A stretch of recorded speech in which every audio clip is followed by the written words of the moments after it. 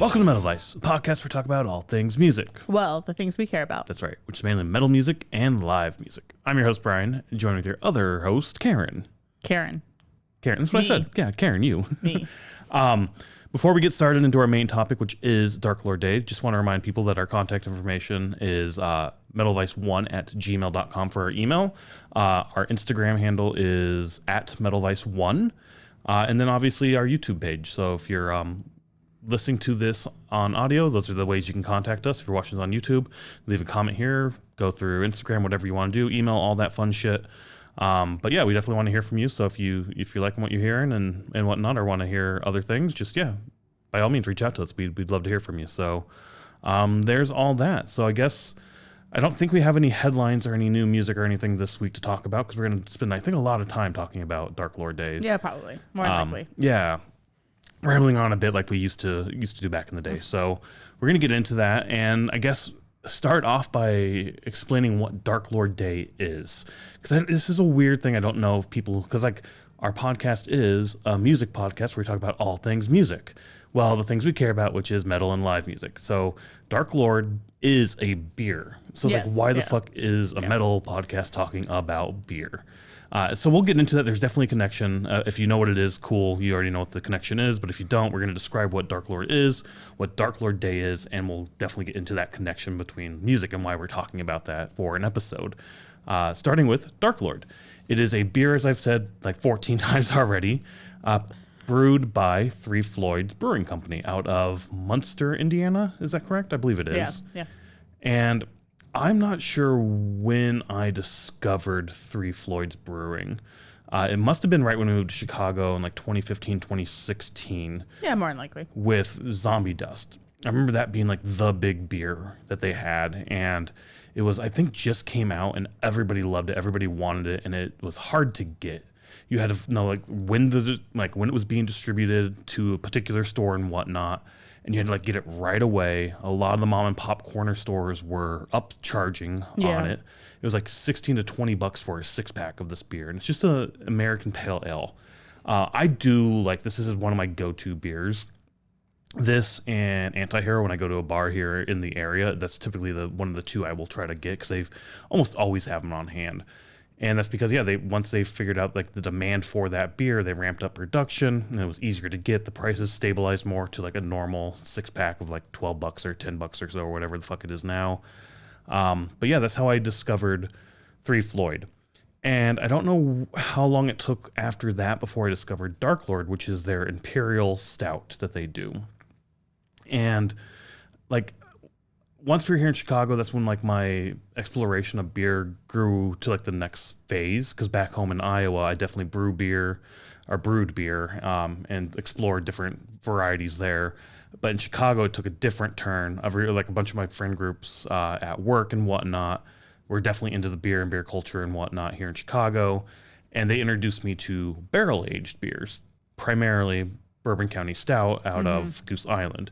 And I think that's where I discovered Dark Lord and wanted to go to Dark Lord. I was going to say it was probably around 2017, 2018 when you were doing the, you used to go to the beer festivals and help volunteer and stuff. So that's probably where you found out about it, I'm assuming. That actually makes a lot of sense. That's probably where I found out. FOBAB was that festival that I volunteered at, which is the Festival of Barrel Aged Beers. And Dark Lord, while the base Dark Lord, I believe, is not barrel aged, all of their variants are barrel aged. And so we'll get into the variants they had this year, but every year they release, the big Dark Lord beer, and then they have all the variants that are released at the same time. And Dark Lord Day is the day of that release. With that, Three Floyds themselves are really big into metal, or at least I believe the founders are, the breweries probably are as well, because they have a lot of collabs with other musicians. They've done a few collabs with Amon Amarth, even, of brewing a beer. And they've done one this year with Municipal Waste. Did you get that beer? I did not get that beer. I was thinking about that. I was thinking about that, yeah. I saw it at Dark Lord Day and I didn't get it. I wanted to. They also have a distillery. I think they did a whiskey with Cannibal Corpse as well some time ago. So they've ventured outside of beer itself into whiskeys as well with their distillery and all that. But yeah, you're probably right that it was that Phobab when I was volunteering there to like help out and whatnot at Phobab that I learned about it through the other people just chatting with them. And that might be where I found out about it. The cool thing is they were telling me when I learned about this is that not only is this a beer release, it is a metal concert festival type thing. And that therefore is the connection here, is that there's a metal concert with it. And also why I'm wearing the battle vest from Headbanger's Boat, because this year 3 bands on the bill were from the boats. Yes. Well, eventually. Yeah. So I'm wearing Wait, no, yeah, all 3. Yeah, all 3. Yeah, I'm wearing year 1 vest because it was Municipal Waste and Gatecreeper are on this vest, and honestly I like Municipal Waste a lot and Gatecreeper a lot. More than I liked the headliner of Dark Lord Day this year, which was Napalm Death. I'm starting to get more into Napalm Death. I like their live performances, but not really like their music, just listening to it. I still haven't got into them. So. We'll talk about it when we get to it. Yeah. But that's why I chose year 1 and not year 2, the battle vest to wear. So that's sort of just a super high level introduction to what Dark Lord Day is. Yeah, I do think it was their 20th year, if I remember right. So I was trying to think of that too. It's their 30th year as a brewery, and I think 20th year of Dark Lord itself. Yeah. Yeah. Because everything was XX, so. Yep. Yeah, so. If it... Yeah, I believe that is correct. I can't remember 100%, but I do believe that is correct. I was just going off of everything that was at definitely their 30th year. And going into this, I was expecting, honestly, something very similar to Decibel a little bit, just like a one-day Decibel sort of event. Okay. Because Decibel is a beer festival with a music festival as well. The difference here is this isn't necessarily a beer festival. It's a beer release with a beer share. And the key difference there is a beer share. All the participants or all the like patrons bring their own beers from their own collection and share it with everyone. They just open it and they start walking around like, hey, would you like to have some of this? Would you like to have some of this? And you get free pours from all the people bringing a bunch of shit. It's a lot of fun. You do have to be social about it. So for those of us who are a little antisocial, it doesn't not work antisocial. out. We're just not good at walking up to people. Yeah, we're that part of it, sure. Yeah. Where a beer festival is, you usually get like a little tasting cup, and then you walk around to all the guest breweries and you get samples of their beers, and you can basically do that all the time. Some of them do like tickets and stuff, so you only get like so much samples. But like when we go to Decibel, it's unlimited pretty much. So I can't remember with Decibel if you get tickets or tokens as well. I don't think so. So everyone I've been to, and this is why I can't remember with Decibel, but everyone I've been to, they do give you tickets and tokens or whatnot, but nobody actually collects them. Okay. So it's more of like that, we're doing it by the letter of the law by giving you tickets to make sure we don't overserve you. Yeah. But at the same time, nobody gives a shit. Nobody's actually taking them. Yeah. And I've been to Decibel with you like that, and then we went to one at the Field Museum. Yes. I remember. Yep. And at Decibel, I do not pay for the beer, so I just get a music ticket. Yes. But at Field Museum, I did, so I kind of filled up my cup and I got double pours. Yeah. Yeah, which probably isn't the best. Probably was not. No. But you get to try more beers that way. Yeah, but I guess so. Yeah. Technically, I could have gone back and do it, but it looks a little weird of like, can I do this sample? Can I do this? Yeah, for sure. And it's been a while since I've been to a proper beer festival, so I was really hoping that would be something like this. Yeah. Because Dark Lord Day or Three Floyds did have a bunch of guest breweries as well. I'll throw like a photo of what the list of those breweries were right here. I don't know if I have them written down anywhere, but if you're watching this, I have them thrown up. If not, it's on like their Instagram and shit. You can probably find it. Really? Okay. All right. I got a little helper today. But then you did bring up a good point with Decibel that you were able to buy just a concert ticket, which Dark Lord allowed as well for this. So going over the packages that were allowed for this beer release and festival thing, starting with the general admission ticket, which is $60, that got you entry into the festival, into like the grounds and whatnot, and then access to the metal show. And we'll also throw a photo at some point up of the festival grounds as well, just to kind of show what that looked like. With that, it does not come with any beer, but you can purchase beer at the festival. Exactly. You can purchase beer from those guest breweries. Three Floyd has a bunch of beer around. They have certain events as well that you can partake in by, paying the price and all that kind of stuff. Yeah. The standard ticket was $200. That got you the festival admission, the metal show, one bottle of the base 2026 Dark Lord, just the base beer, and then 3 bottles of the variants at random. Then the deluxe ticket, which was $333, that included everything that the other ones had, but it guaranteed you an additional extra bottle of one of the new variants of Dark Lord that came out this year. The deluxe and the standard also came with a tote bag. The difference there, because you had more beer with the deluxe, it came with a larger tote bag. The smaller one came just like a 4-stall tote bag. The other one had like a 6-stall tote bag. You got a commemorative artist print as well with the deluxe edition. You got a bottle opener with the deluxe edition as well, which, throw a photo of that up there. It's a pretty hefty, really cool looking bottle opener with the Viking on it and the axe and whatnot. I do like this bottle opener quite a bit. Then you got access to the deluxe tent, which was located like right next to the music stage. That included, like a covered little area for you to sit in. There was like exclusive beer you can buy in that tent. I think bottles, as well as just like a bar as maybe. Well. Yeah. They had a food stand in there as well.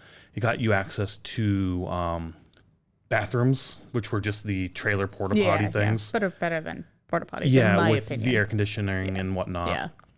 Yeah. Just one each, one for men, one for women in there, but they did have those in there as well.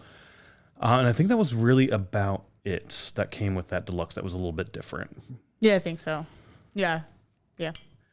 We did purchase 2 deluxe packages this year. One, the price is perfect, $666. Additionally, I wanted all the extra beer because I do like this beer a lot. Yeah. Otherwise, we would have just done a music ticket for me because I'm obviously not partaking in the beer drinking. Yeah, we'll talk about that later as well. Like at the end, like what would we do differently? Because I do think we would approach this a little differently for sure. Yeah. Now we know though. Yeah. But we'll get there. The extra print and the extra bottle opener we did give to our friend, or we're going to give to our friend. We have his beer here. Yeah, because we had a car and he took a shuttle. So he put the beer in our car, so we kind of have it right now. Yeah. So he'll get those from us. The print was really, really cool. I do like the print. Yeah. I'll throw the artist name up there plus a photo of the print. I think it's Dave or Dan something. He does all of the art for a brewery here in Chicago called Hot Butcher for the World. His art is fucking awesome. Yeah. We have a few of his prints. Yeah, I was gonna say, I know we have at least one print. I think we bought one for my dad. It was like a baseball themed print. Okay. Yeah, he does all the art for them, and it's fucking beautiful art. I love his art. And he did basically the concert poster for this.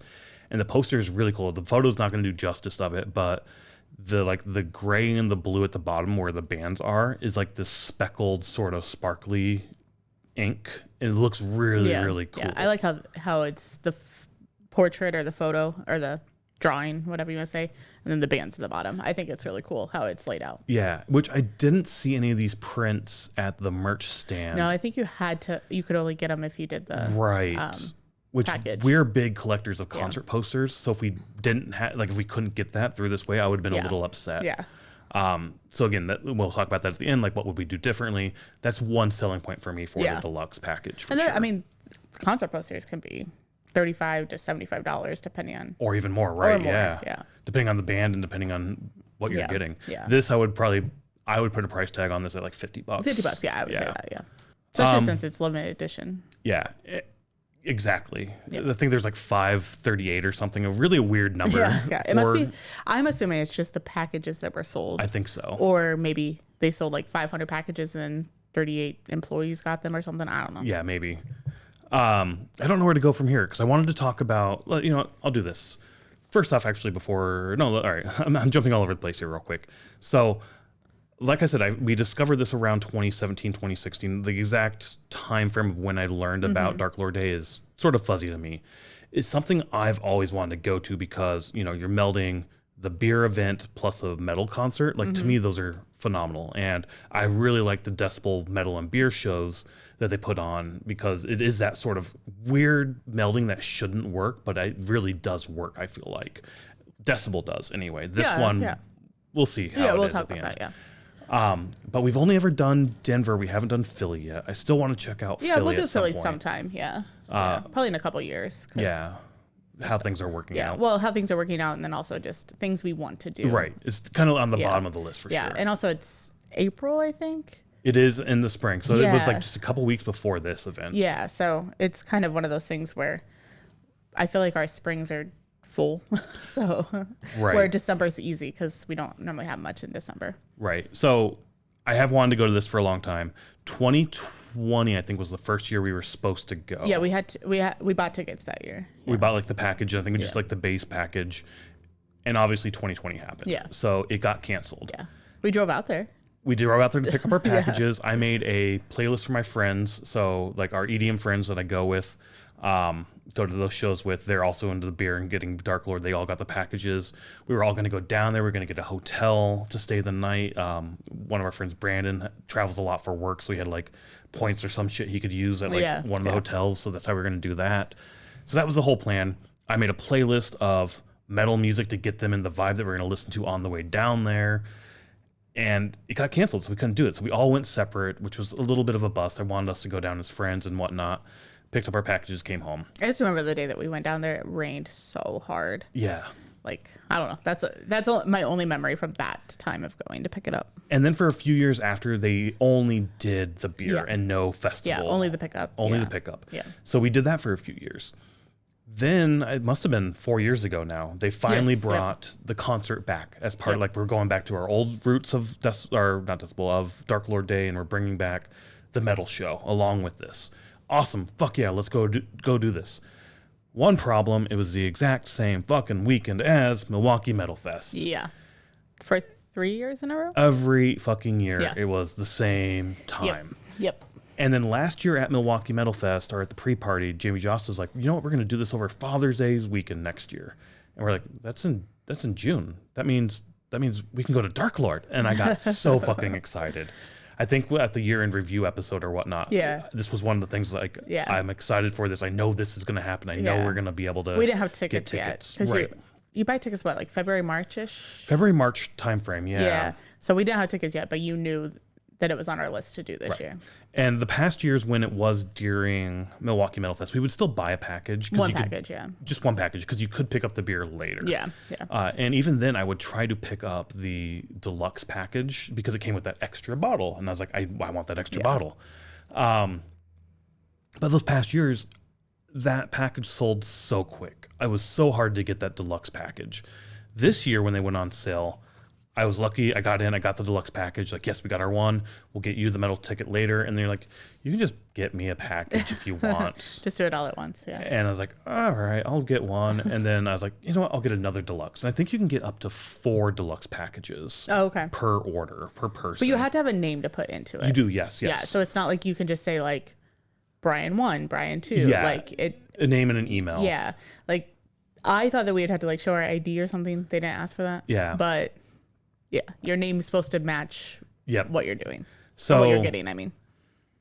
So we ended up going back in, and they still had deluxe packages left. And this is like 5, 10, 20 minutes after. I don't remember what the time frame was. Yeah, maybe. It was after, though. Yeah. And they still had them and easy to get. And I messaged my friends, and you could still get them at that time as well. So the deluxe packages didn't sell as well, or at least as fast this year. I do think they sold them out completely. And when I want to say, because I'm here for the music side of it, but when they announce the packages for the Dark Lord, no bands are announced. Correct. Yep. So people who are buying these are buying them solely for the beer. Exactly. Not because Napalm Death was announced or whatever. So. Which definitely plays into the feel and vibe of this festival, which we'll get into here very shortly. We're almost there, folks. I'm sorry for the ones who listening for the music. We got to get through the beer shit first. Which, speaking of, I have not poured this yet. I did open it just before we recorded. I have the Banana Bubble Bath beer that I've opened for this. It's one that came out this year. It is Dark Lord aged in rum and bourbon barrels with banana, vanilla, and cocoa nibs.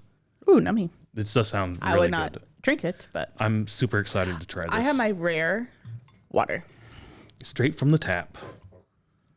Or something like that. From the filter in the fridge. Sure. Filtered water. Sure. So I'm excited to try this. I feel like they had a banana beer before and you really liked it. Oh, that's good. Is it good? Yeah, I get the banana a little bit up front. Oh, it smells horrible. I get the chocolate now. The vanilla, maybe. Was there vanilla in there? I think there was. Yeah, you said vanilla. Vanilla, banana, and cocoa. That's good. I like that. Okay. I'm a big banana beer fan. I do like that. Yeah. As long as it's fake banana, you like it. But if That's it's very true. a banana, If it you tastes would like not. banana Laffy Taffy, I'm all aboard. Yes, yeah. Anyways. Getting a little off track. So that's sort of the ticket buying process. You buy it, like you said, or like we said, February, March. I do think it's like March. And as you pointed out, they don't have the bands announced. So you have to wait on that.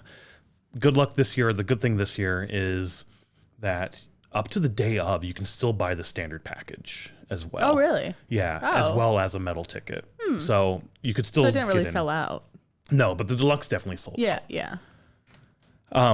Quickly going over the variants, they have Chemtrail Mix, which is Dark Lord aged in rye whiskey barrels with cinnamon and pink peppercorns. Oh, interesting. We got one of those, right? We did not. I've had that in the past. Okay. Corey, the other friend who went with us, he got the standard package. That's one of the ones he got. And if you watch our vlog that Brian's going to put together for this, he makes a cameo. Yes, he does make a cameo. A few, probably. Marshmallow Hanji is the next one. This is like one of the Chemtrail and Hanji are like the most popular ones. If you listened to our episode about Decibel Denver Beer and Metal Festival, or Metal and Beer Festival, I can't remember what year it was. I was a little drunk by the end of the night, and I walked up to the Three Floyds booth, and I just walk up and I start like jerking the air, and the guy working behind the counter just starts laughing. He's like, I've been doing this 20 years and nobody has ever fucking done that to tell me they want a Hanji. I fucking love it. Here you go. And I thought he was telling me like, no, you're cut off. And I was like, after thinking about it, I was like 20 years and nobody's done like, I want a little Hanji going. Like, come on. There's no way that's never happened. Yeah. But didn't you shoot a Hanji with a band member? I think he was a band member. Yeah. And he's like, oh my God, you got to try this stuff out. It's so good. It's like, yeah, I know what you're talking about. But he he's puts it back. And then we got like 4 pours of it. And it's like, dude, this is 14-15% beer. Yeah. Like, you don't shoot this, you sip this, like, you enjoy the taste. This guy's fucking down in it. Anyway, Hanji is Dark Lord aged in bourbon barrels with vanilla bean, so just a vanilla. The next one they have is Egregious Philbin, which is Dark Lord aged in bourbon barrels finished in, I'm assuming that's Three Floyds, FFF, Warspite whiskey. I think that's supposed to be War Pigs whiskey barrels with cherry and vanilla. Is it War Pigs or Warspite? Maybe Warspite. Their brewery is War Pigs. Yeah. So Warspite might be a whiskey or something. Yeah, I don't know. did, yeah. So maybe it's not a typo. But this one sounds really good as well with cherries and vanilla. I think and we did get that one. I think I did get that one, yeah. The other one they had was Brandy Vanilla. Dark Lord aged in bourbon barrels and finished in brandy barrels with vanilla bean. So that's just different variations a little bit, taking stuff out. The banana bubble bath I already talked about, aged in rum bourbon barrels with banana, vanilla, and cocoa nibs. And then Magic User. You said music at the festival I did. too. Yeah, Magic. Magic User, which was Dark Lord aged in rye barrels with cocoa and cinnamon. Coconut, sorry. Yeah, not cocoa. I'm not a big coconut fan, but coconut beers with like cinnamon stuff, it does actually turn out pretty good. Yeah. I like coconut in beers if it's sort of light, but I don't like coconut in general. Yeah. So those are the variants they have this year. I think we got a Hanji, we got the Egregious Philbin, the Banana Bubble Bath, and Magic User. Both of our bags had the exact same beers in them. The hope was I'd get at least one of each. They did have the same. No, I think no, they had the exact same. Oh, were they? Yeah. Oh, I thought one was different. Corey got Chemtrail, Marshmallow Hanji, and Banana Bubble Bath. So he almost got a better one than I think he did. We did. Yeah, I think so. The other thing that was new this year, and we didn't go over this, so it's not going to be in the vlog, or we don't have any like real information to talk about this, but they had sort of a hourly release of each one of these beers. Yeah. The line was always really long for this. Yeah. This is the first year they've done it. Oh, okay. So they've never sold, whatever you got is what you got, and if you wanted something, you either had to trade for it or go to the secondary market to buy it. So like if Chemtrail was on sale that hour, did they announce like when? They did announce, okay. Yep. So like if it was on sale that hour, then you would have to be in that line to... Exactly. Okay. And I'm assuming once it's out, it's out. Yep. So even if you're in line, you might not get one. And then what do? You just stand there for the next hour to come by? Well, yeah, but what if you only wanted the Chemtrail? True. So I guess then, yeah. I mean, I guess it's almost like going for Metallica posters. Exactly. Yeah. Like it's the chance you take. I don't know if they like limited how much what you got and whatnot. Like if you were only allowed to buy one bottle of each. But yeah, it started with Chemtrail Mix at 1 p.m. Yeah. Then 2 p.m. was Egregious Philbin, followed by Magic User, Banana Bubble Bath, Brandy Vanilla, and then 6 p.m. was Marshmallow Hangy. So I guess for the Chemtrail it wouldn't be that bad because if you're waiting in line, you're not missing a band. But otherwise, all the other ones you would be waiting or missing a band to wait in line. Depending on where you are in the line and how true. long the line is and how slow it is. Yeah, because they do have the turnover or the changeover for the sets, but... Well, even for that first band, if you're in line at the very end and it takes you 45 minutes, by the time you're going to miss Crypt Sermon possibly. Yeah. Because that's the other thing. We haven't talked about the bands that were announced this year. Yeah, but we'll allude to it a lot, but I think a lot of people are there for the beer, not for the bands. Yeah. Let's actually, before we announce the bands, let's continue on with the beer stuff here. You have to be almost done. We are almost done, yeah. So, yeah, so like I said, those were the variants. And like I said, in the past, if you wanted, you had to trade for it or go to like the secondary market. I did check out the secondary market to see what prices I could find on there. And right now, or like yesterday when I looked or something, there was somebody who's looking for Brandy Vanilla and Egregious Philbin, and they were going to give you $180. Basically, they wanted those two beers, and they'd pay $180 for both. The other one was offering $200 for the Hangy and the Brandy Vanilla for this year. So roughly $100 each, I guess. Yeah. The very first time I ever had Hangy was actually at Corey's bachelor party. Oh, okay. And all the people who were part of the bachelor party chipped in. I think we all paid like $40 to $50 for this thing. For a bottle of Hangy? And we paid like $500 to $600. Wow. Hangy used to be crazy expensive. Wow.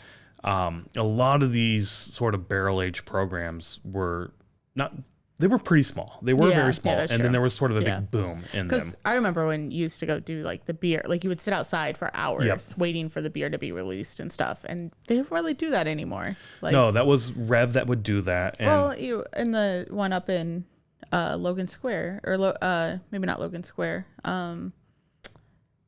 Half Acre? Half Acre, yep. Yeah, Half Acre does it as well. I don't know if I ever stood in line for Half Acre, though. It may have only been for Rev.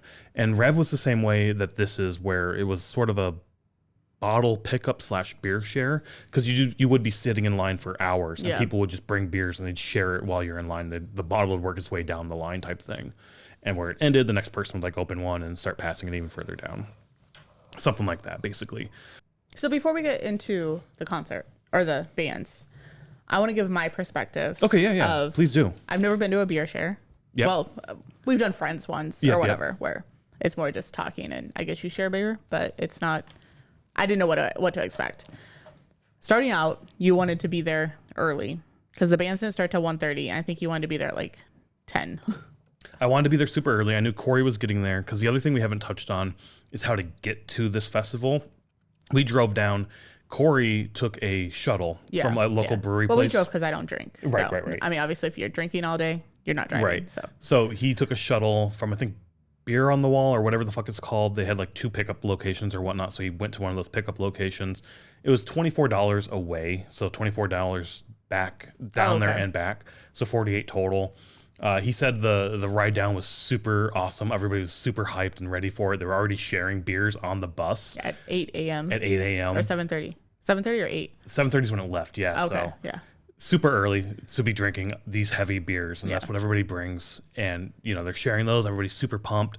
On the way home, he said it was pretty somber. Everybody's quiet and just trying to stay awake. I bet everybody was taking a nap on the way back. He said nobody threw up, which was good. They did good. get a coach bus to go down. Yeah. Another option near us was Reggie's. Yeah. So the one he took, there was 2 departure times and then 2 return times. Reggie's, I think, was like every hour up until like 3, and then like every hour back or something like that. So I guess that wouldn't be that bad to do. No. We'll talk about if we do this again. Yeah. But we'll get there. Reggie's is free. Yeah. Quote unquote. You tip the guy. I've had issues with Reggie's leaving me at my place. Typically the soccer game's out in Bridgeview. So if you're going to take the Reggie's bus, make sure you get on that fucking bus. Taking an Uber back to if you're here in Chicago is kind of not good. I only did the Red Dees Best once, and we went to Soldier Field. It's when your dad and stepmom came for ACDC last year.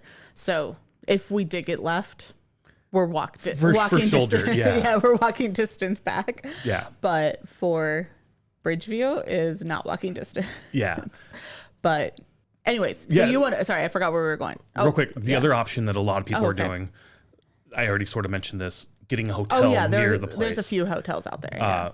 Because a lot of people know they're going to be super fucking drunk, and they're like, fuck it, we're just going to get in a hotel and we'll drive hungover the next morning or some shit. There is a sign when you're driving almost at the intersection. I don't remember where Three Floyds is or like what the intersection is, but when you're driving, there's like a road work sign thing, and it says watch for pedestrians because there's like 2 or 3 hotels across the street. Yep. So it's like make sure that you don't hit anybody that's walking back. Because the other thing you can do is the festival allows you to be re-entry. Yeah. So we got our beer.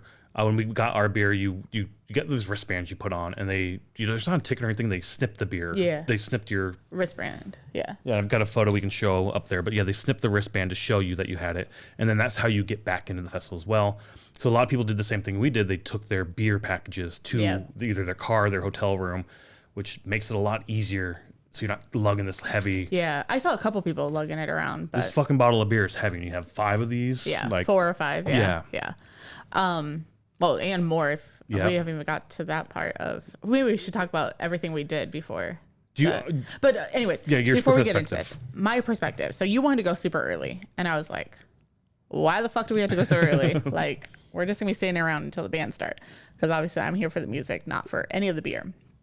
And we get there and it's packed already. Well, like I'm saying packed, but there's a lot of people. Yeah. Compared to what I was expecting. Yep.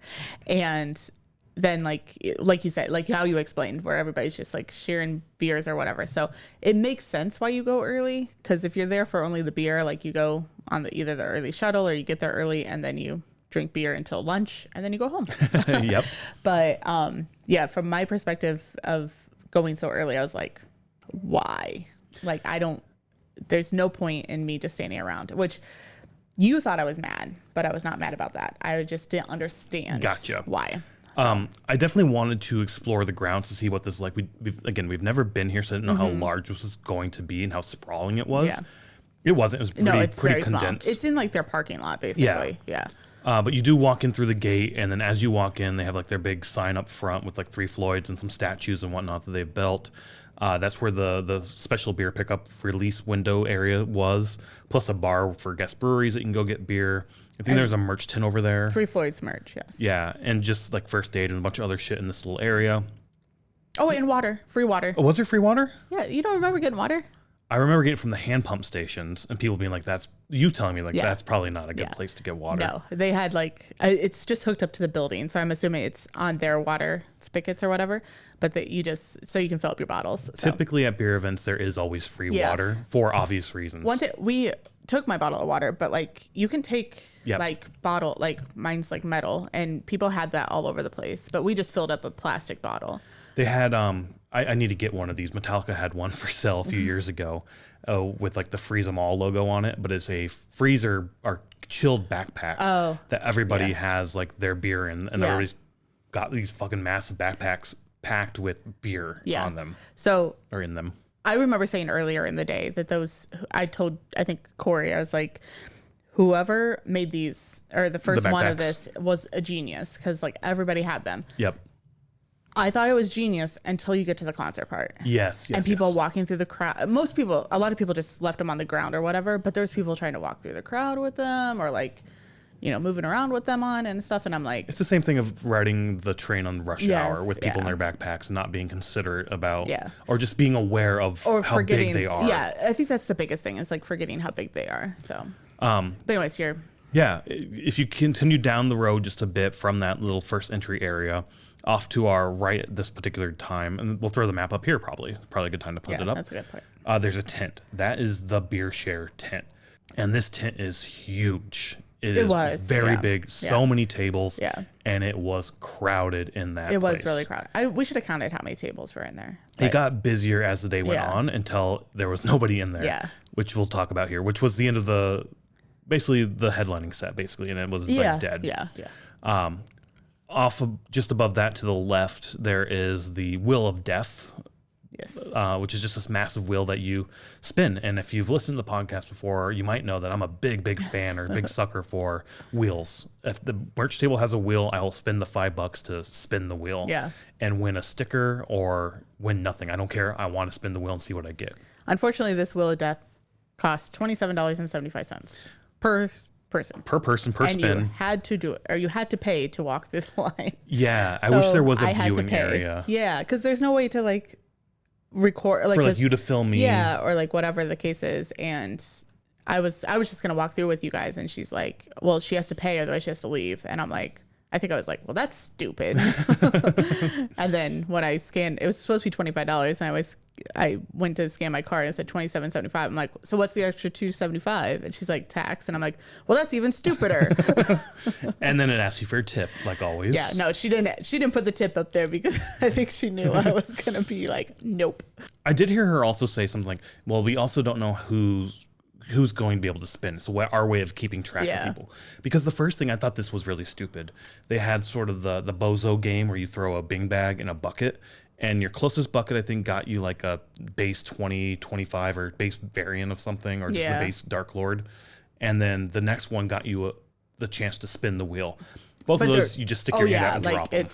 I mean, honestly, I was a little nervous. I'm like, what if I drop it and it goes outside the bucket? Yeah, hopefully they just like, fuck it, here you go. Yeah. Or they had one that was further down. If you made it, you got chemtrail mix. And you didn't get to do the Wheel of Death, you just got to do the chemtrail mix. At the time that we went through, which was about 11:30-ish, 11:45-ish, it was 16.66% of people who had made it.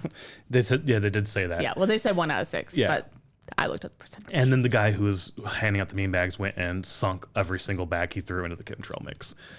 The thing is, I don't want to do that carny game. I wanted to spin the wheel. Yeah. I feel like this could have been better. I feel like you could have broken that carny game out and made it its own thing. Yeah. And did a Wall of Death and made it its own thing. Wheel of Death. Whatever. Wall of Death. Yeah, Wheel of Death. Wheel of Death. They should do Wall of Death and have it be all Plinko. See, I would love that. So and call it Wall of Death. That goes perfectly. It would be. So, all right. First thing, split that game out with this. And then when you got your ticket or your thing in the bucket to do the Wheel of Death, they gave you a ticket that when you got up to the Wheel of Death, you handle that. That's how they know to let you spin. Go to have a centralized location to buy tickets, and those are your carny tickets. And you can spin a carny ticket on whatever carny games they have. Because they had 3. They had the buckets, they had the wheel, and then they had the axe throwing. Yeah. And then you can add even more carny games and whatnot. Yeah, you could do a lot of stuff. Prop Day here in Chicago, they have a bunch of carny games as well. So I like the idea of that. With the Wheel of Death, they have a bunch of different prizes you can win. One of them are I guess there's multiple. They have one wedge, basically, that is split into 3. So there's 3 wedges that are split into 3. Okay. 2 have Floydo, which is Plinko. Yeah, so that's what I'm saying. Like they could just do all Plinko and have Wall of Death. And then 1 is a pick 2. And then on either side of that little teeny tiny sliver is a 2020 Dark Lord. Yes. And then they must have a lot of 2020 Dark Lords. It's just the base Dark Lord, yeah. Okay, is that why? Yeah, it's just the base Dark Lord they always have, and then you can, that was the prize for everybody. Our friend Corey got that one, yeah, and he was like, it's $30 for basically a 2020, which you can buy in the secondary for about 15 to 20. So he overpaid a little bit for that. That's what I won. Another friend, that's what you won. I got a different variant. I don't remember the name of it. You got the 3 Floyds bourbon or brandy vanilla. Brandy vanilla. Okay, from a couple of years ago. 2025, I think. Okay, yeah. But yeah, you can throw up pictures of what we won. Yeah, we'll throw those up there. The Plinko was kind of cool because in the dead center was free Dark Lord Day tickets for Somebody life. did win that. Did they really? Yeah, there was a picture on the 3 Floyds Instagram that some guy won it. Yeah, we saw a girl do the Plinko because she was a few rows in front of us, or a few people in front of us, and hers went like on either side. It was back to the wheel, and so like it kind of hit it, but went back to the wheel. Yeah. I loved the wall. I thought the wall was fucking awesome. Not the wall, the wheel was fucking awesome. Yeah. I saw that on Instagram last year and I was like, holy shit, I want to do that. So that was the thing I was really looking forward to. The line for there was quite a ways to get in. Probably took us over an hour. I think so. To go through the whole thing. Which I'm glad we did it early. Yeah. Because if we would have missed a band for it, I would have not been happy. But while we're in line, again, people are just walking by with like, hey, do you want to have this beer? Do you want to have this beer? And that's where Corey and I, the guy behind us, gave us a pour of 2009 Dark Lord. And we're both talking like, this is the oldest beer we've ever drank, and it is fucking phenomenal. Yeah. How it still tastes so good. Yeah, he said that he cellar ages all his beer, so it's stored properly, unlike maybe some of your beer that you have. Some of mine probably isn't. Now that I have like a little mini fridge, the ones that I want to take care of are canned, and if I have room, that's where they go. Yeah. So, and then we get to the stages, or to the stage area. Yeah, do you want to move on to that, or... I guess real quick, the other Carney game I did do, the axe throwing. Oh, yes, yeah. That was like $11, $12 to do that one. You throw these foam axes at the wheel. You got other variants and other base Dark Lords and t-shirts and whatnot. The low prize on that one was a keychain. This fucking little keychain. There was one lower than that. I think a sticker. Are you sure? You got number 2. The lowest one was a sticker. Are you sure? Yeah. I was pissed that I got this. I'm pretty sure. This little keychain here is the keychain they gave you in the beer. That was fucking awesome. This keychain is the one that they give out for free at like random events they go to. Like this is a nothing thing that you want. So like $12 for this. I'm honestly a little pissed that that's what I got. Oh no, you're right. Number 1 was 2020 Dark Lord, and then a keychain. Yeah. And then a t-shirt. Another like 2025 Dark Lord, and then I can't read what the top one is, but 2024 Lodestar. Yeah. Another variant. Yeah. So you got the lowest price. Very good chances to get a t-shirt or a good variant or just a normal Dark Lord or a fucking goddamn keychain. And I was already kind of in a pissy mood because I did go get a beer at one of like the specialty beers, and it was just this tiny ass pour of like a double IPA, whatever. That happens. I understand that. But it was like $18 for that. And I think I got overcharged. Yeah, like he rang up the wrong one or something. Or he rang it up multiple times. And like, I was a little pissed by that. I should have said something. I didn't go back. I'm not that person, so I didn't. I need to get better at that. Also, I guess before getting into the bands, the deluxe tent. Oh, yeah. That was kind of a letdown as well. Yeah, so basically it was like a wedding tent. That's how I'm picturing it. And had round tables with folding chairs, and then just card tables for like the bar and the food. Right. It was very lackluster. There was plenty of food options around around like the sharing tent. They had we call it Smoke Daddies, but it's called Doc's Smokehouse. They had good tacos. Yep. Like real tacos. Then they had like other fried foods. Yeah. Fried foods. Our friend got like pierogies and sausages or something, and he said it was phenomenal. So yeah, they had like really good food. And the lines for those weren't that long. No. The only thing they got longer at like 2 something. Okay, yeah. I walked by and it was longer. The only thing for the tent and the deluxe access outside of like the poster and the bottle opener and that extra beer was the access to those restrooms. Yeah. Which for me, I don't care. I'll use a porta potty. Yeah. I know you don't like that. I don't like porta potties. I know I need to get better at it, especially with the festival we're going to here in a couple months. But I'm not a fan of porta potties. But yeah. Yeah. So again, we'll talk about is this worth it? What would we do differently in the end? Yeah. But like, I just want to touch on that before we get into the musical aspect of this show. Anything else that we want to touch on? We talked a little bit about getting the beer. You stand in line. You're supposed to have certain windows. If you have the deluxe ticket, you go in at any window you want. Yeah. They snip your little wristband so they know what beers you got and whatnot. I don't think they really care about the windows. I think they probably don't. Yeah. Yeah. Like, I think it's more just to try to stagger people, but like, 'cause, I mean, our friend went in with us. He was supposed to go in the first window. Yeah. And they didn't really say anything. So, and they don't check your ID or anything, or your ticket or anything. It's just that if you have a band on. Because you had to get a band on to go through, and then you had a ticket that got emailed to you. Yeah, but they didn't check that. No, they didn't. But like, you only got your band checked in when you were going through the first line. Yeah. And then you only got your ticket checked when you scanned in the very first time. Right. Before outside security. of that, they never checked anything. Yeah. I forgot about that. Yeah. So I mean, maybe they do it differently, different years or whatever. Maybe. But Yeah, like, because I remember the email said, like, your ID has to match the name and all that stuff. And at least for us, they didn't check any of that. So, right. Yeah. Also, one other thing that did happen while we were there, which I thought was really cool, they had a dude on the roof doing a T-shirt cannon. Yeah. I didn't get a T-shirt. Yeah. One landed right in a giant puddle in front of somebody.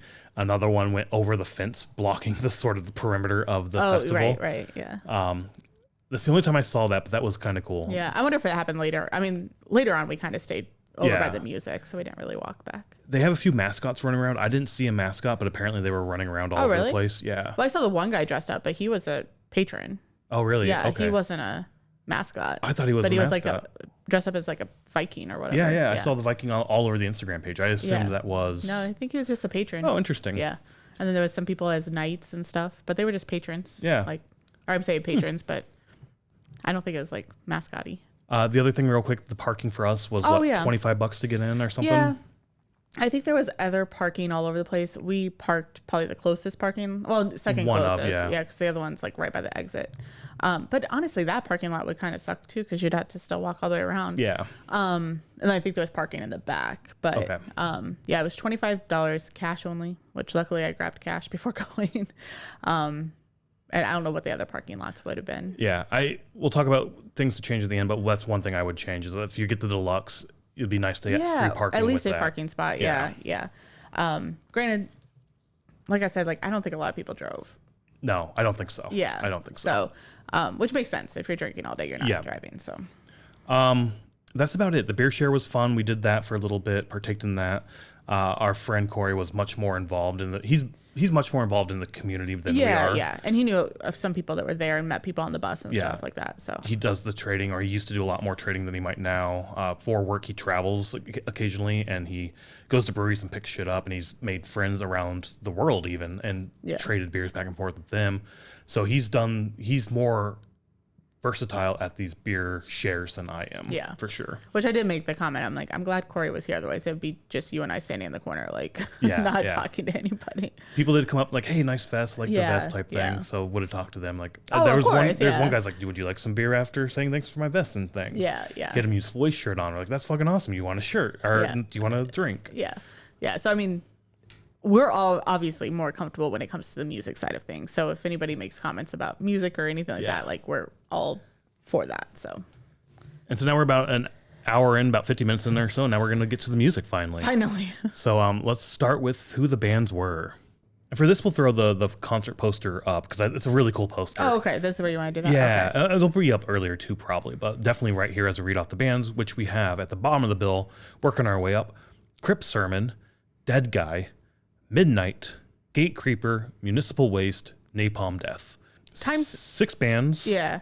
Times were kind of weird with this. Time for Crypt Sermon was 1:30 p.m. and then 2:30, 3:30, 4:45, 6, and then 7:30. For the headliner. Yeah.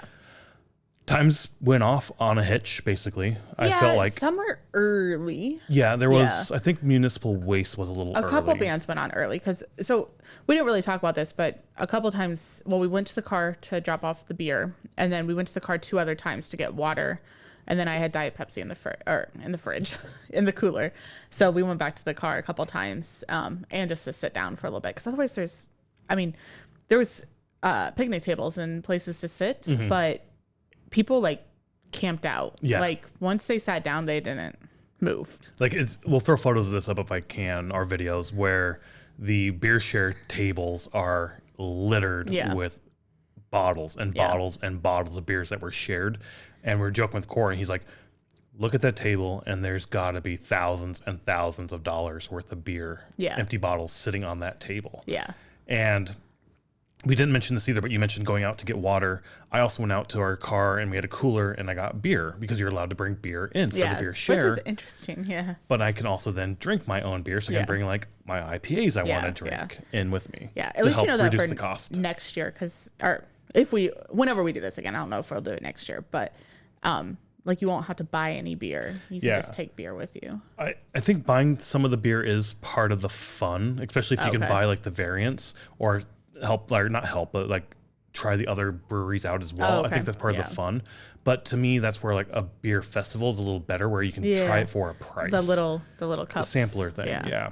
Which everybody did have their little cups. You took like a little tin from. But that's more like sample other people, not from the guest breweries. Yeah. So, I mean, we did buy a couple beers, not that much, but yeah, definitely it does help to reduce the cost by bringing your own beer into the event. Yeah. I guess let's just start at the bottom and talk about the bands on our way up. Yeah. Crypt Sermon, new band I've never heard of. I fucking loved them. I love them too. They're epic doom. I didn't get the epic doom. Really? I definitely got doom, but then I kind of got like proggy doom, rock doom. Well, maybe that's where the epic comes in. Is yes, like the prog in there. Like maybe there's not a prog doom genre. Yeah, I might be wrong. I don't think it was prog. I think it was sort of classic rock doom. Yeah. Which again, that is the epic doom. Yeah. Holy fuck, though, they were so good. Like there was times where they were playing, and I got like either a Chemist vibe sometimes. Yep. Or a Mother Graves vibe sometimes. Just rockier Mother Graves, obviously, because it's not that slow doom like Mother Graves is. But yeah, I loved them. And there was one song. We don't have the set list for these. No, I was really hoping it'd be on Setlist FM because I would add them to our playlist. So I'm definitely going to have to add them just to my rotation or remember to go back and listen to them. Yeah. I was blown away by this band. I really, really was. They were so fucking good. What was the And song? this was the only band that Corey stuck around to listen to. Yes. Because his shuttle was leaving at 3. So like we listened to this band and then we went back for him to like say bye to some people and like do the beer share a little bit more and then get on the shuttle. Yeah, we parted ways after that. Yeah. So the song that I liked was The Snake Handler by Crypt Sermon. AI told me what it was just from like a line in the song. That you had? Yeah. So I loved them. I want to, like, if they ever come around or whatever, I think they're from Philadelphia. Are they really? Yeah. Okay. So maybe they'll be at a Decibel in Philadelphia. I could see that, honestly. Yeah. Like, Decibel's weird. Like, the first couple of years we did it in Denver, it had a certain vibe to it. I feel like it's getting away from that black metal vibe. Yeah, and more... I don't want to say mainstream. Not mainstream, but mainstream underground. I don't know how to like say that. Like Municipal Waste is headlining. Yeah. And to me, they're not mainstream, but they've been around forever. Yeah. But they are more approachable and more. I think people will like Municipal Waste over Napalm Death, for instance, right? Like it just has a different vibe to it. And back in the day, the first couple times we went to Decibel, it was very heavy in the black metal, which is a niche in and of itself. Yeah. I do feel like the Philadelphia Decibel has like a different vibe than Denver as well. That's fair. That's fair. I've always thought of it that way. Denver has a really, really good doom metal scene as well. Like there's so much doom and like just black metal. Like Chemist is from there, and the Company of Serpents is... who are we seeing tomorrow? The movie as of this recording. Blood Incantation. Blood Incantation. They're from Denver? They're from Denver as well. Oh, okay. So like Denver has such a good doom and black metal scene going on right now. So I get that then. If that's the vibe for Denver, like it fits that area very well. Yeah. And also it's winter when they do it. So and it's that just fits better. Yeah, it does. Yeah. Where all right, Municipal Waste was at the Philly one earlier. They do feel like a big party springtime. Yeah. It's like it's spring, let's go out and have fun, get drunk in the sun type thing. Yeah. And that is Municipal Waste to me. Like that's their vibe. That's true. So that could be the different seasons make you feel a little different in the vibe in your metal. Anywho, Crypt Sermon was fucking phenomenal. I did get a beer during their set, and Corey went with me. We each got different beers. That's when I got overcharged. And while we're in line talking, he's like, I just love seeing people in their elements enjoying the thing they enjoy. Oh, that's nice of him so to say. He's not a metalhead. Like I said, he's more into like the EDM, the pop punk, rap even. Rap. He had like a little Drake on his desk or something. I think so. Maybe I can't remember who it was. But metal's not his thing. And so he's like, I appreciate that I'm here. I appreciate what's going on. But I really enjoy watching everybody in the crowd just enjoy the music and then just be themselves. Yeah.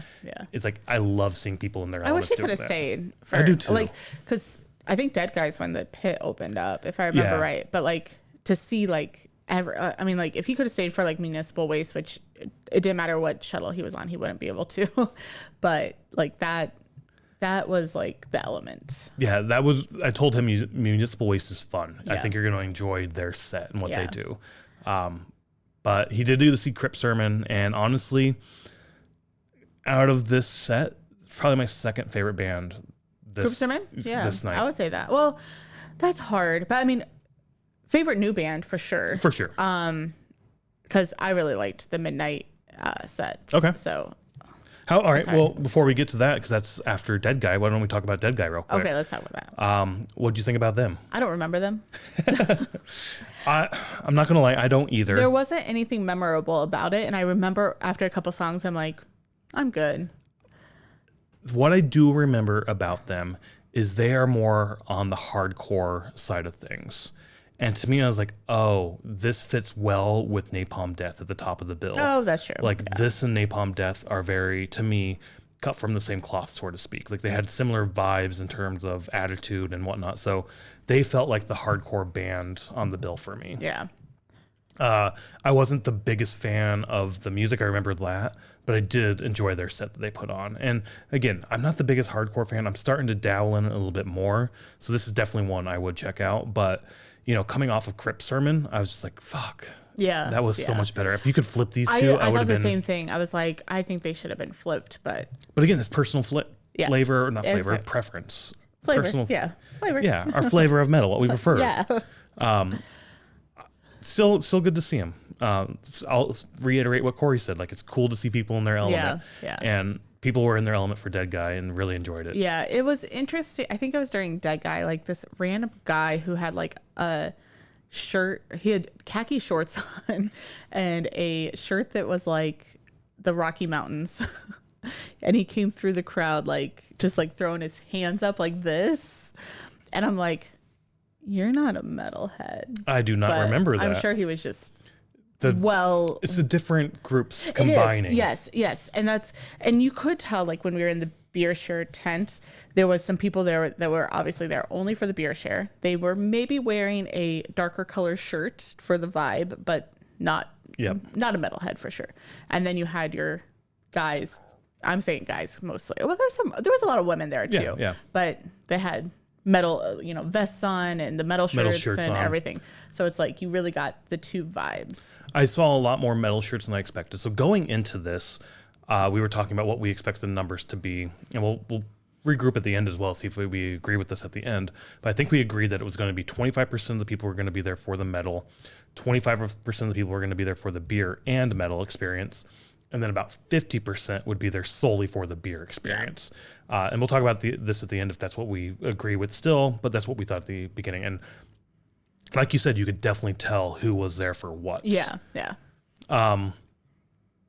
Move on then, I guess, to Midnight. Yes. I fucking love seeing Midnight. They're awesome. They're a band that we've seen them 3 times now live, and they're a band that I forget how good they are, if that makes sense. And yes. The first time we saw them was at Decibel Metal and Beer Fest, which I feel like we've been talking about a lot during this. And we like fell in love with them right away. Like, holy shit, that is awesome. And then we saw them again at Milwaukee Metal Fest. And again, we were like, holy shit, I forgot. Like, they're so good. And then didn't listen to them for 2 years, probably 3 years, probably 2 years. Been a bit, yeah, for sure. And seeing them again, and I'm like, why the fuck do we not listen to these guys? They're so good. I liked their sound. I love their sound. They're so awesome. I love their stage presence and their stage performance they put on, like the outfits they have. We saw them actually with Lamb of God too, I think, in Chicago. No, it was the Behemoth dancing show. Oh, right. Twin Temple, yes. And they were there as well. Yes. So this is the 4th time we've seen them. Yeah. And that was a really good show. Yeah. I didn't like, if I remember correctly, I didn't like that set because it was, I can't remember. Were they first and then Twin Temple? They were before Twin Temple, yeah. It was Twin Temple, then Behemoth, then I can't remember. I can't remember. I feel like it was Midnight, Twin Temple, Behemoth, Dancing. I can't remember what it was. We'll have to go back and we're not going to, but we did a podcast on that episode.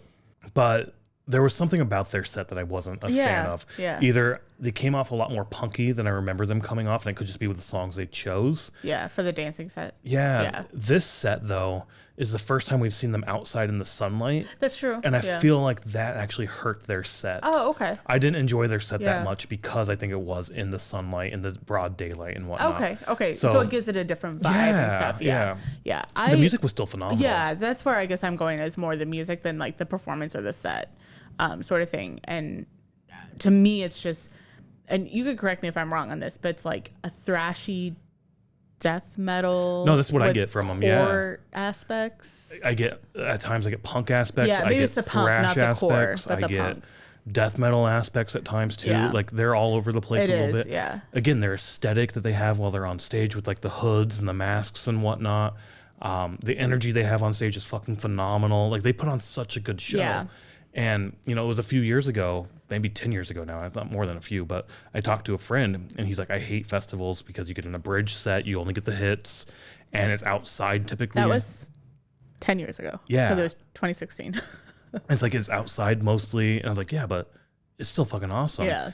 And I get what he's saying now. Yeah. Like I said, with it Midnight. changes well, think about when we saw, what was that one band that we saw at Upheaval? It's like Star Set. Star Set. They opened the festival. They opened the festival and they're like, they even said like, you need to see us when it's nighttime. When it's dark. Like it's dark because it's a totally different vibe. And I can get that out of their set. So it does give a different vibe, but I like festival. I like the... This is a little bit different because there was one stage only. I like it when there's multiple stages. So like when you get like when I was done hearing Deadguy, I could walk to a different stage and hear go see something different. Yep. Yeah. So obviously this wasn't that case because this was only a six band one stage festival. But yeah, if you wanted to leave Deadguy, you could have gone to the beer share tent and heard a bunch of people talk about beer. No, that's one thing we didn't talk about.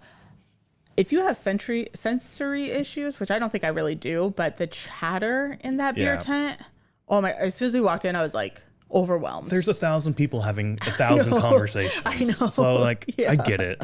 I'm just like, holy shit! I should have brought some headphones or something to cover my ears. Anyway, back to the music and Midnight. I said what I had to say, and honestly, for me, their set and honestly everybody's set got kind of sort of overshadowed by Gatecreeper's set. Gatecreeper stole the show for me. They put on the best set for me. So before diving in there, I guess now we can just dive in there. No, just go. Yeah. So we first saw Gatecreeper on the boat. This boat that I'm wearing the vest for, the very first year. Was it? That's the very first time. It wasn't Milwaukee Metal Fest? I think Milwaukee Metal Fest was first. It may have been. You might be right. Yeah. And we rode an elevator with them. We rode the elevator with two of them. The blonde kid and the bigger dude. Yeah. They're still in the band, and I still see them like, oh, they don't remember me, but I remember that elevator ride. Exactly. Well, because we were staying at the Hilton in Milwaukee, and when you walk in, you're actually downstairs, and the lobby is up a flight, and they had their gear. Yep. And they're like, I'm not taking the stairs. And a few other, because they asked like, where's the lobby? And like, you have to go upstairs and it's right there. There's an elevator this way. And like the other members like, fuck it, we're taking the stairs. Yeah. And these two are like, no, we're not doing that. And so we rode the elevator with them. And they're like, did you guys go to Milwaukee Metal Fest? I'm like, yeah, I assume you guys will be too. And they're like, yeah, we're in a band. And we're like, oh, really? Who? Yeah. We were so awkward. But yeah, it was a good time. Good memory. Yeah. Well, and they kind of became I don't want to say favorite band, but I don't know. When you have that interaction with a band member, you just like, you see like that they're regular people and if they're down to earth. If they're down to earth. And if they're not a dick about it and they're just super chill. Yeah. Like, that's like, awesome. I mean, they could have been like, well, duh, we're in Gatecreeper. Like, like some shitty thing like that. But they didn't. They're just like. I thought you guys said you were metalheads and I'm going to Milwaukee Metal Fest. How do you know the fuck who we are? Yeah. I mean. Yeah, they were cool guys. But the reason I brought up the boat is because on the first year, they were the last band on the last day in the atrium. Oh, shit. I forgot about that. Yes, the best performance on the boat. Yes, that was the best performance on the boat. Yes. The energy in the crowd, the energy the band put on was something I don't think I had ever felt up to that point. Yeah, no. Outside of possibly the Aussie show. Yeah, at open air. At open air, yes. Yeah. Yes. But it was a different energy. It was different. Yeah, it was different. Everybody was just super excited. Like, it's the last performance we're going to see on this amazing trip. We're going to give it our all. They were going to give it their all. It was a weird day because of like the events that happened, which we have a whole episode on that. But yeah, it was phenomenal. It was so fucking good. And I remember just that set got over and we're walking like up the stairs and the guy like hugs me. And I was like, oh, that was fucking insane. I'm going to pass out now. And just like I remember looking at you like, what now? Like, what do we do now? Like it's because the first year when it was over, it was over. Like, yes, they didn't really do anything else. Where now they kind of like go into the night and everything like that. So like that energy is I don't do drugs, so I don't know like True. tracing that high, but like I've kind of sort of been chasing that sort of feeling ever since. That makes sense because like that Wage War show that we had at Concord, like I loved that feeling. Yes. And probably the closest for me personally would be the Whitechapel show at House of Blues. Yep. But it's like you want that feeling of just the energy and everybody, like just everything that happens. Right. And then we saw Gatecreeper, I want to say last year or the year before, here in Chicago at Bottom Lounge. Yeah. Were they with Frozen Soul? I feel like they were. Yes. And anyway, it was a tough crowd. It was a shitty crowd. Yeah. There was no energy. The band, you can definitely tell, was getting a little pissed by it. And they're like, what the fuck are we doing here? What's going to, like, we have an episode on that. I can't remember. I just remember the energy in the crowd being not that good. It was a weird night. Yeah. So I was like, fuck, that's really shitty. This band deserves more energy than they got for this show. So coming here, I was like, I kind of hope we're going to get some good energy. And this was the closest show to that boat show that I experienced. The crowd was fucking phenomenal. Yeah. And you were right there. I was right on the edge of the pit. Yeah. I stood off to the side because one, this tent was black and it was sunny and hot.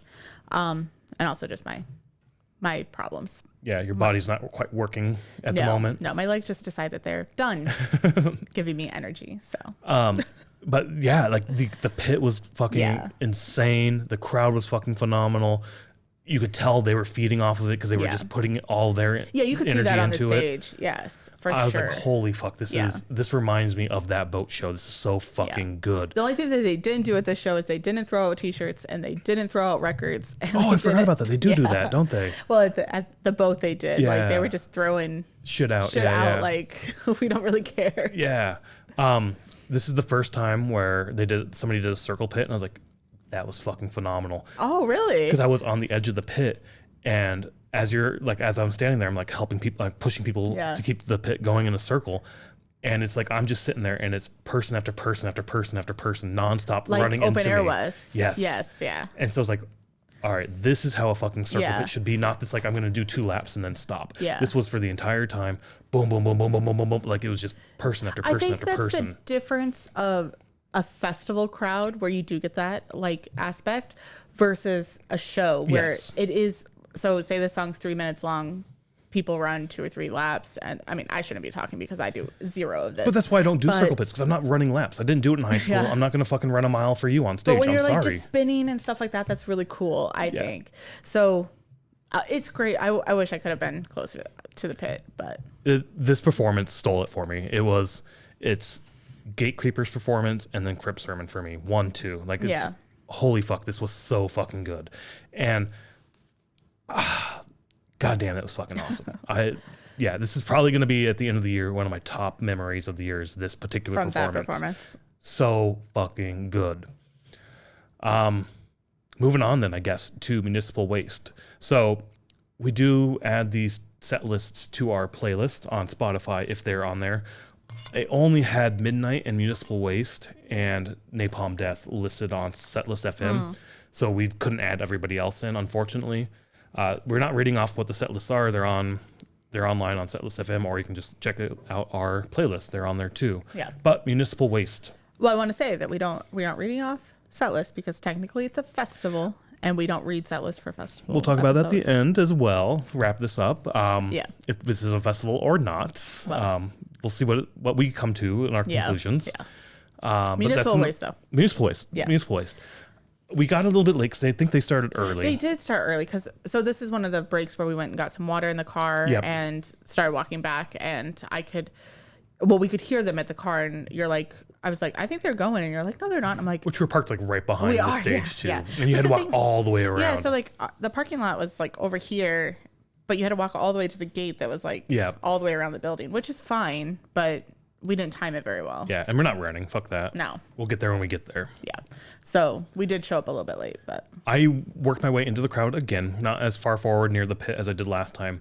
But I found my spot, center stage. I sort of just hung out, found an open spot, and just sort of chilled out and whatnot, drank my beer. And as soon as I sit down or sort of get my spot and whatnot, off to my right, what do I see surfing through the crowd but a trash can? I didn't see a trash can. I only saw boxes. There was a trash can that was flowing through the crowd surfing, because they did the same thing at Milwaukee Metal Fest, where they brought a municipal waste, brought a trash can from behind the stage. I think they dumped the trash out and then threw it in the crowd, and they were tossing it back and forth all their set. That was a fucking awesome set. But this is surfing through, and a few people to my right, it sort of stopped, and they gently set it upright. And so, like, just next to me to my right was the trash can just sitting there the entire performance. It is crazy how during their performance, when we've seen them anyways, like, people do shit like that, like with the trash cans, or they had like inflatable things or whatever. And using the trash can as an example, it's like people are kind about it and they do funny things with it. It's not like you're chucking it at somebody's head or something like that. It's just like... Well, so once it was set in its place, it basically just became a person that was sitting there, or sorry, a table that was sitting there. Was it upside down? No, it was upside right, but it had a lid on it. Oh, okay. Everybody around it was using it as a table for their beers and shit. It's like Disney. Yes. So I finished my beer. I look around at the guys who had their beers on there and kind of like look at them like, oh yeah, they picked their beers up. I throw my beer in there, and then they go back to using it as a table. That's awesome. So that's really the only thing I remember from their set, other than it being an awesome set and an awesome crowd again, but was the whole like table aspect. I'm like, all right, I'll remember this for a while. Yeah. Another fun set. Their sets are just fun. They are fun, and I'm glad the crowd got into it, because with the vibe of the morning, I was kind of, well, one, there was a lot of municipal waste shirts, so I knew people were there to see them. But also with the other part of the crowd in the morning, I was kind of like, how are they going to take municipal waste? Like, I feel like it started to clear out by this point. Yeah.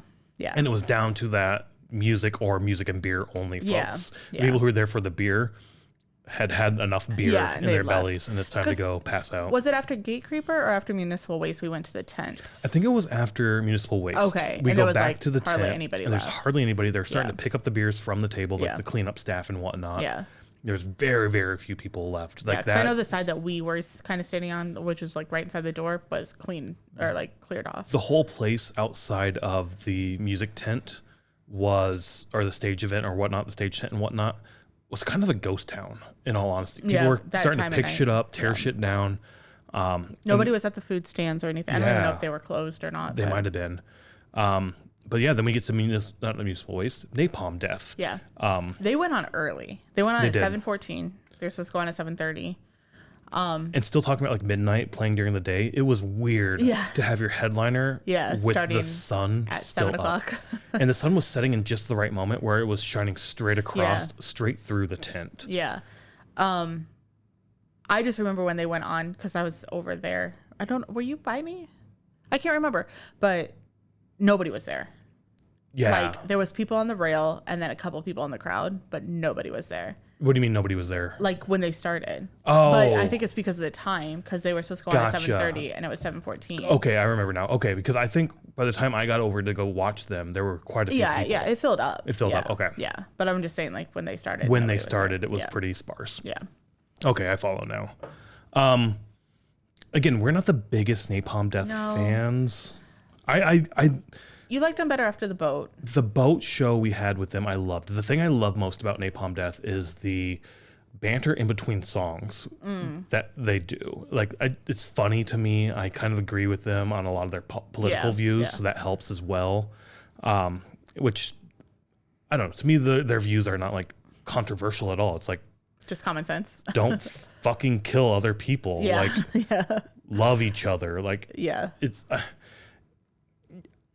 They say it in more of an aggressive or shocking sort of way. I remember that at like the Vic or whenever we saw them the first time. Yeah, I remember that. But the underlying sentiment is the same. Like, people are people. Love them for who they are. Don't hate people for being gay or trans or whatnot. Like, they're still fucking people. All right. Like, it doesn't. Yeah, just be kind. Yeah, basically. But again, in a shocking, more aggressive kind of way. Right. We left their set early. Yeah, we still had to drive back to Chicago. Yeah, you were done. I drank my heavy beers I brought. Yes. And I was getting a bit done for sure. Yeah.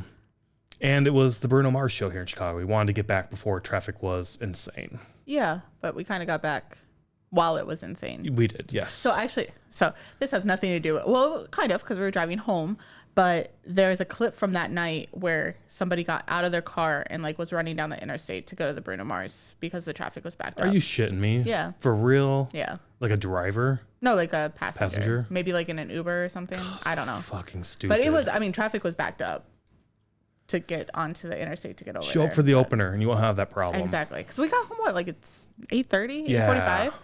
Yeah, like Bruno Mars had to been on stage by then, or like going on stage.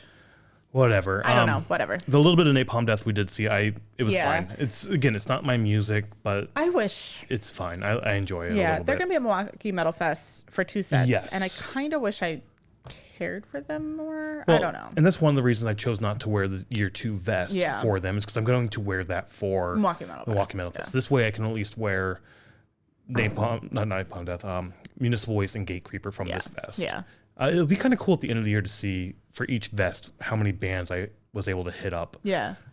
There's a couple of people we saw that are going to be at Milwaukee Metal Fest, so we'll have Yep. to try to. If the one guy has his vest on, I will recognize him. The green vest. Yeah. But otherwise, the other guy that we talked to, I won't remember him. Yeah. So I won't remember a whole lot. The only interaction I kind of remember, especially late in the night, was the guy who came up and was like, I felt like he was being a little condescending around like, I appreciate you punk kids trying to be very edgy and weird with your orange vest. Yeah. And I was like trying to explain to him like, oh, life vests are orange. This is for a boat. So that's the whole idea. And then his comment was like, do you think this is going to save you? And I was like, no, that's not the whole, that's not like, life vests are orange, so I wanted to make an orange vest. Again, we've been drinking all day. Yeah, both of you so had been it's drinking a lot. Two drunk people trying to convey their own ideas and make each other understand. Like, it's not a winning combination by any means. No. So I think that wraps up the music aspect.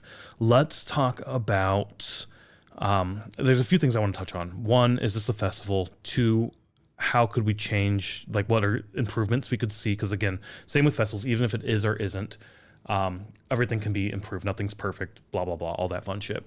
And then three, what would we do differently next time possibly? Okay, like personally? What Yeah, personally. Okay. So how do you want to hit that? Do you want to just start with, is it a festival? Order. Yeah.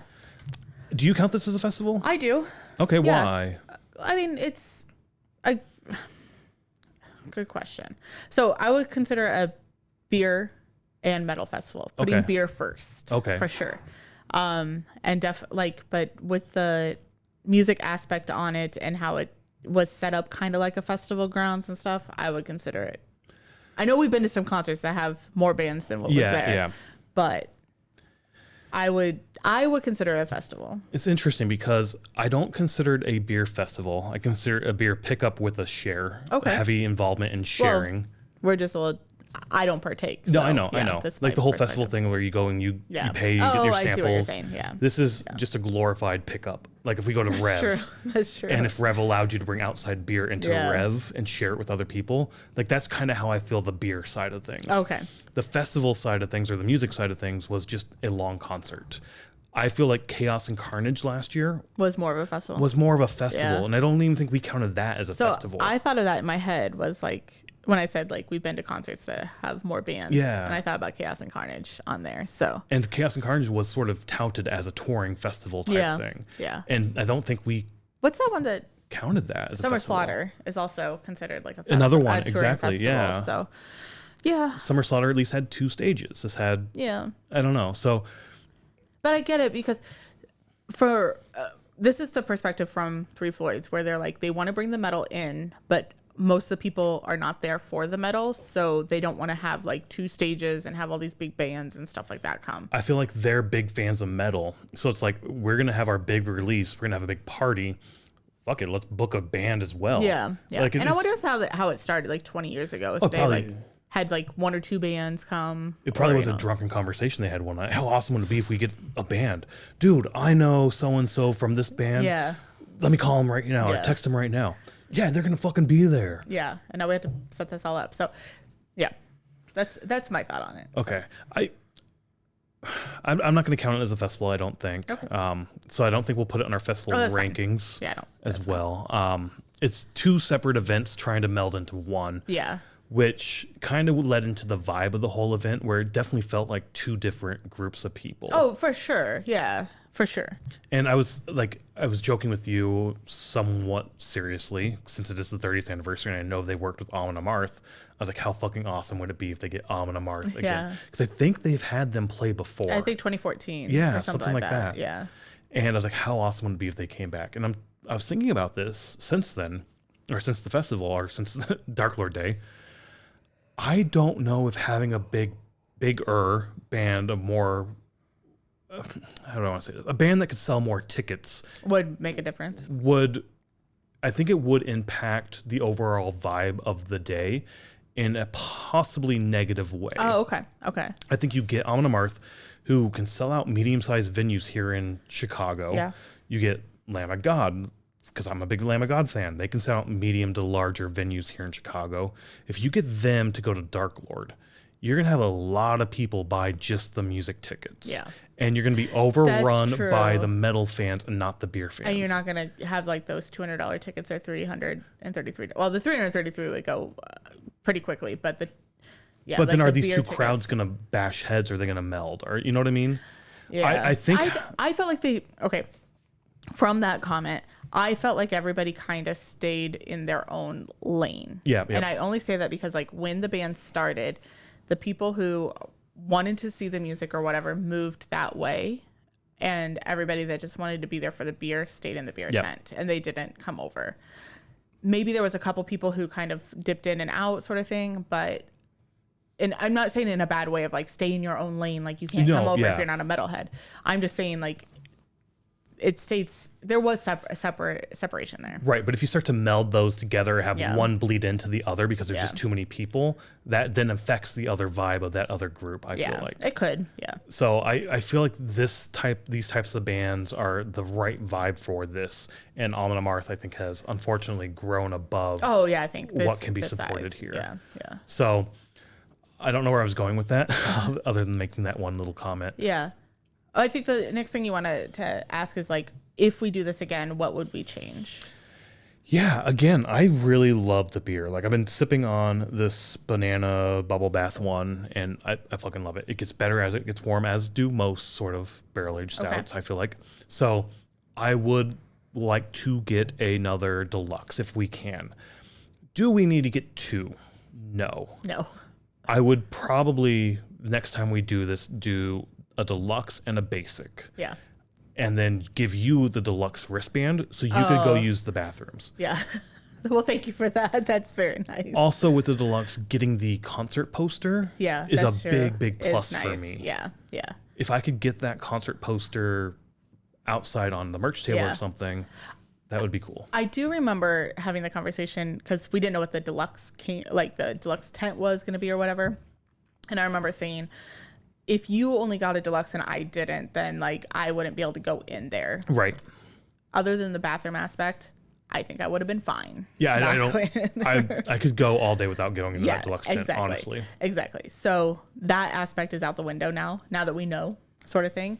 I do like your comment on if we do it again, you would give me the wristband so that I could use the nice toilets. But then again, I get the extra beer that I wanted without having to get all that other perks that like doesn't make up that $133 difference. Right. The posters, $50. Would you the little bottle opener here? This is probably a $15 bottle opener. Would you do? It does have 2026 on it. That's nice. Yeah. I didn't know if it would have the date or if it's just like a standard thing. Would you want to do like the mid package or the $200 package then for me to get extra beer, or just do the $60 music ticket? Well, no, that's what I'm saying. I would do a deluxe and a basic package. Oh, okay. So not the $60. Yeah, you would take the deluxe. Okay. I would get the basic. Okay. I would just so I get the extra beer. Oh, okay. However, because I would go even just music only for me. Sure. But also, however, I don't know what those other beers cost. Yeah, that's true. Like, I don't know. We didn't go over there and check out what the price was. It probably would be $140. So if we got the package you had, or the deluxe package for you only, get the poster and the bottle opener and all the other shit, the bathrooms, and then figure out what we didn't get, and then I go back through and I start buying those beers one by one. Yeah. is that going to be $200 to buy the other 3 or 2 beers or whatever I'm missing? Well, 140 would be the difference between a $60 ticket for music only. Sure. Yeah. 140. Yeah, exactly. I think you would do better doing the package. The package. Yeah. And just gambling on what you get. Yeah, possibly. Yeah. So that's one thing. Like I said already, another thing I would change is I would like this to be more of a beer fest where I go, but then again, that takes away from the beer share, which is a large component. Which I think is why people like this over maybe a beer fest, because you can take your own beer, or like just it's the community aspect. I mean, we talk about community all the time with metal, and it's the same thing. Like you were talking about Corey, like having, I mean, he knew people there and stuff like that. So, or like he would be like, oh, that guy did, you know, like he would just point out somebody and be like, oh, that's so-and-so from so-and-so or whatever. He honestly, he did that as we were walking to get beers and shit. Just the two of us. He's like, oh, I need to go check out this guy. He's from blah, blah, blah. I met him from here, blah, blah, blah. Yeah. Again, he's in that community more than I am. And that's a good point. Like, if you make this a beer fest, you kind of take away from that community aspect. Yeah. So, all right, nix that. But do better with your Carney games. Have better prices than a fucking goddamn fucking keychain bottle opener bullshit. Maybe I should have thrown the foam axe because I hadn't been drinking. I threw one and it was on point to get me a good Dark Lord, and it hit and went over. And then my next one I shot too low and it got this fucking goddamn bottle opener. One thing I would change is I would send you on the Reggie's bus on the way there. Oh, and pick me up later? And I would come when music's starting. I would do that. And meet you. Honestly, though, I would probably take the train out to the burbs. Well, whatever you want to do. And go down with Corey on that party bus. That's fine. I guess the Reggie buses are like a party bus, but it's not a school bus. It's a chartered bus. Yeah. With air conditioning. I only say that because the first 4 hours was a lot. And I was done by the time the music started. I would like to go back with Brandon and Corey, and I'd like to get a hotel room or like a suite that all of us can share. Yeah. I think that would be much more fun. Yeah. Without having to drive back and stuff. Yeah. But I definitely wouldn't go until the music was about to start because, well, maybe, I mean, to pick up beer, I guess you would want to go a little early. But I would not. It was just a long, for me, especially when Napalm Death went on, I was just done. Yeah. I mean, being there from like 10 to whatever, 7, I was just done being and there. Having to drive home as well and having that like burden as well. Yeah, like I was just done. So all in all. But I do want to do it again. Yes, me too. So all in all, I'm glad we finally got to go to our first Dark Lord. I don't know if it'll be an every year thing though. You'll buy it every year. I will continue to buy it every year if we can make it. I would like to try to make it every year because it's so close to where we are. Yeah, it's a one-day thing. It really it's all a matter of timing and where it lines up. Yeah. If Milwaukee Metal Fest changes back to this, we're definitely going to Milwaukee Metal Fest over this, and that's going to be like a disappointment. Yeah. So I'm glad we finally did get to experience and finally did get to do it. I would like to go back again and again and again if we can. But again, it's timing. It really is timing. I'll get the beer every year, either from them or from the secondary market. So I love their beer. I love the Dark Lord beers they do. It's my birthday beer. The base beer is my birthday beer. Yeah. Every year I open a bottle, and that's what I drink on my birthday. I have a lot since we got a couple 2020s. I'm good for a couple of years, yes. Like I was saying, all in all, it was a very, very fun time. So it's a weird event with a beer aspect and a music aspect. So for those of you just checking out the beer aspect, cool. Thanks for checking us out. Hopefully you stuck around for the music shit. Probably not. For those of you who were here just for the music shit, sorry about all that beer bullshit up front. I'm both people. Karen's one person, so she understands your hatred for that world, or maybe not hatred. That's the wrong word. Yeah, just no comments. No desire, no comments. Yeah. In any case, we end this show for the new people from the beer world, encouraging people to go out and check out live music. Mostly, like, get out and explore the community that is live music, especially metal music, our favorite. But if you're not into metal music, live music in general is just fucking awesome. Music. So we'll adjust our ending here and just get out and be involved in your community, whatever that is. Music, beer, plays, like on the stage and theaters and shit like that. You might be here because you saw our like Meatloaf musical thing. I don't know. Yeah, that's true. Find your community, be involved in your community, and just get out there and explore, have fun, and we'll see you out there. Bye.